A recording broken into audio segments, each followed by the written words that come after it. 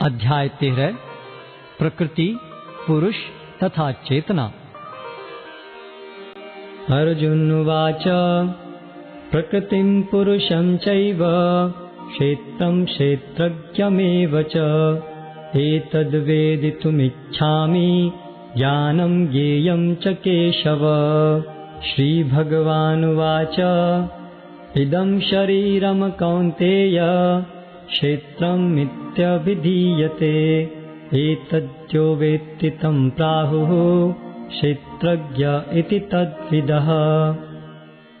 अर्जुन ने कहा, हे कृष्ण, मैं प्रकृति एवं पुरुष, क्षेत्र एवं क्षेत्रज्ञ तथा ज्ञान एवं ज्ञेय के विषय में जानने का इच्छुक हूँ। श्री भगवान ने कहा, हे कुंती पुत्र, यह शरीर क्षेत्र कहलाता है और इस क्षेत्र को जानने वाला क्षेत्रज्ञ है। क्षेत्रज्ञं चापि मां विद्धि सर्वक्षेत्रेषु भारत क्षेत्र क्षेत्रज्ञयोर्ज्ञानं यत्तज्ज्ञानं मतं मम।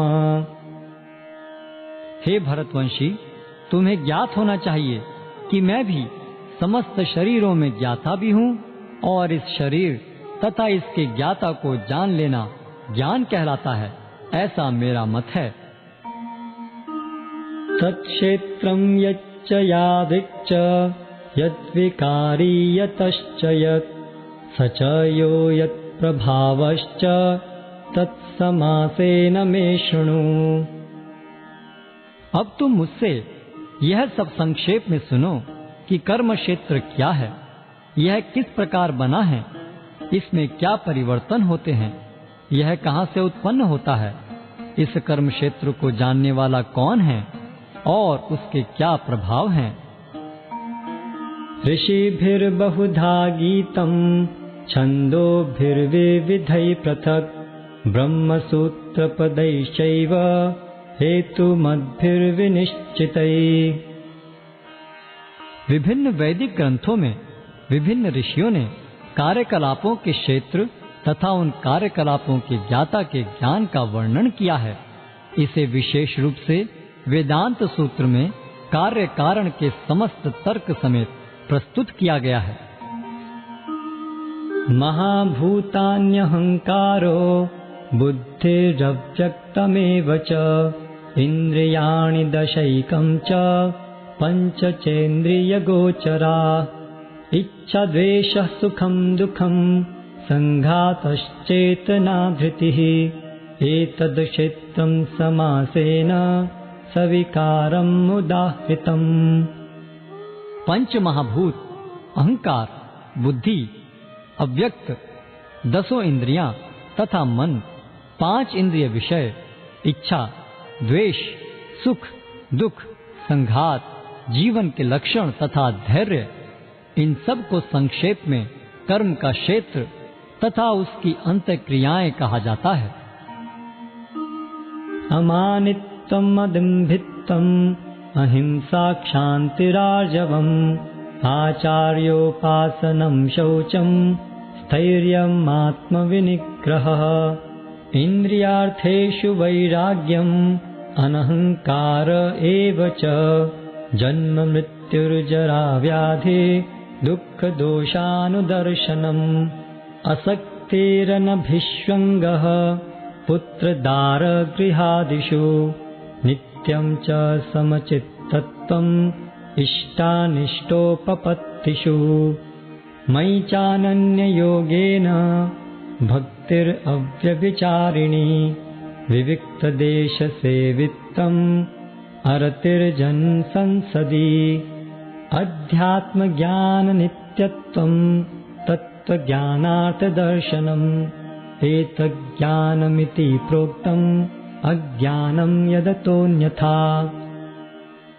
विनम्रता, दंभहीनता, अहिंसा, सहिष्णुता, सरलता, प्रामाणिक गुरु के पास जाना, पवित्रता, स्थिरता, आत्मसंयम, इंद्रिय तृप्ति के विषयों का परित्याग, अहंकार का अभाव, जन्म, मृत्यु, वृद्धावस्था तथा रोग के दोषों की अनुभूति, वैराग्य, संतान, स्त्री, घर तथा अन्य वस्तुओं की ममता से मुक्ति, अच्छी तथा बुरी घटनाओं के प्रति संभाव, मेरे प्रति निरंतर अनन्य भक्ति, एकांत स्थान में रहने की इच्छा, जन समूह से विलगाव, आत्म साक्षात्कार की महत्ता को स्वीकारना तथा परम सत्य की दार्शनिक खोज, इन सब को मैं ज्ञान घोषित करता हूँ और इनके अतिरिक्त जो भी है वह सब अज्ञान है।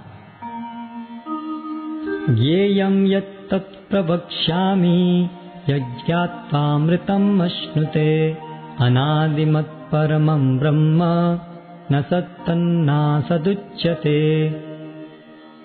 अब मैं तुम्हें ज्ञेय के विषय में बतलाऊंगा जिसे जानकर तुम नित्य ब्रह्म का आस्वादन कर सकोगे।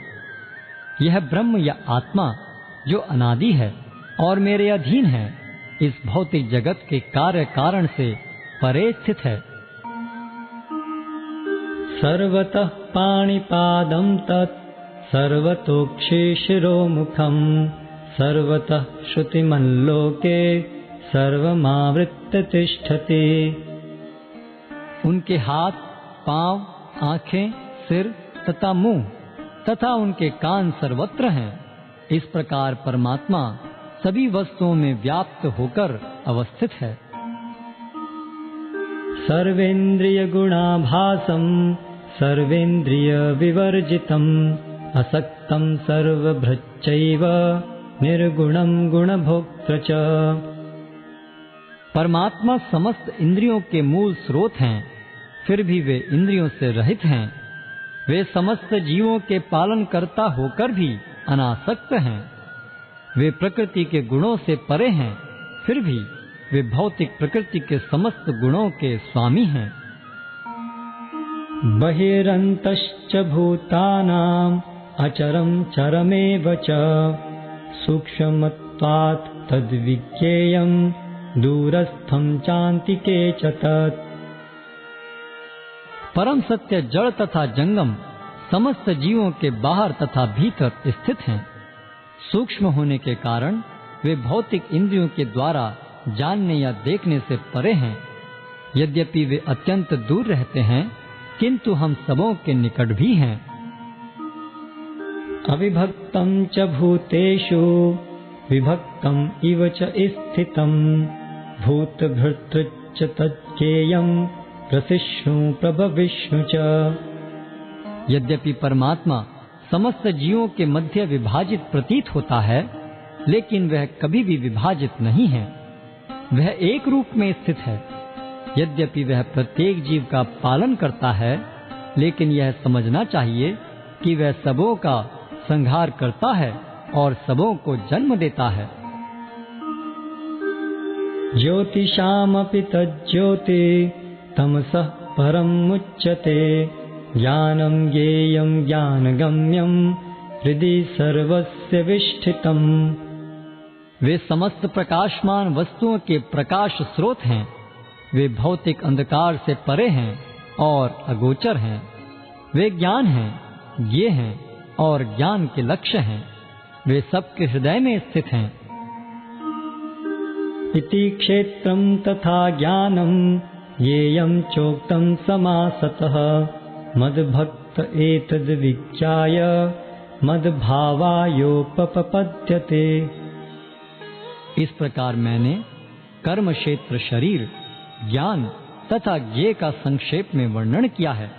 इसे केवल मेरे भक्त ही पूरी तरह समझ सकते हैं और इस तरह मेरे स्वभाव को प्राप्त होते हैं। प्रकृतिं पुरुषं चैव विद्धयनादि उभावपि विकारांश गुणांश्चैव विद्धि प्रकृति संभवान्। प्रकृति तथा जीवों को अनादि समझना चाहिए। उनके विकार तथा गुण प्रकृति जन्य हैं। कार्य कारण कर्तृत्वे हेतु प्रकृतिरुच्यते पुरुषः सुख दुखानां भोक्तृत्वे हेतुरुच्यते। प्रकृति समस्त भौतिक कारणों तथा कार्यों की हेतु कही जाती है और जीव इस संसार में विविध सुख दुख के भोग का कारण कहा जाता है। पुरुषः प्रकृतिस्थो हि भुङ्क्ते प्रकृतिजान् गुणान् कारणं गुणसङ्गोऽस्य सत् असत्योनि जन्मसु। इस प्रकार जीव प्रकृति के तीनों गुणों का भोग करता हुआ प्रकृति में ही जीवन बिताता है। यह उस प्रकृति के साथ उसकी संगति के कारण है। इस तरह उसे उत्तम तथा अधम योनियां मिलती रहती हैं। उपद्रष्टानुमन्ता च भर्ता भोक्ता महेश्वरः परमात्मेति चाप्युक्तो देहेऽस्मिन् पुरुषः परः। तो भी इस शरीर में एक अन्य दिव्य भोक्ता है जो ईश्वर है, परम स्वामी है और साक्षी तथा अनुमति देने वाले के रूप में विद्यमान है और जो परमात्मा कहलाता है। य एवं वेत्ति पुरुषं प्रकृतिं च गुणैः सह सर्वथा वर्तमानोऽपि न स भूयोऽभिजायते।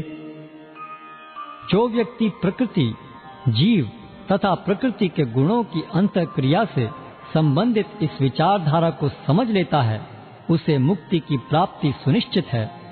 उसकी वर्तमान स्थिति चाहे जैसी हो, यहाँ पर उसका पुनर्जन्म नहीं होगा। ध्यानेनात्मनि पश्यन्ति केचिदात्मानमात्मना अन्ये सांख्येन योगेन कर्मयोगेन चापरे।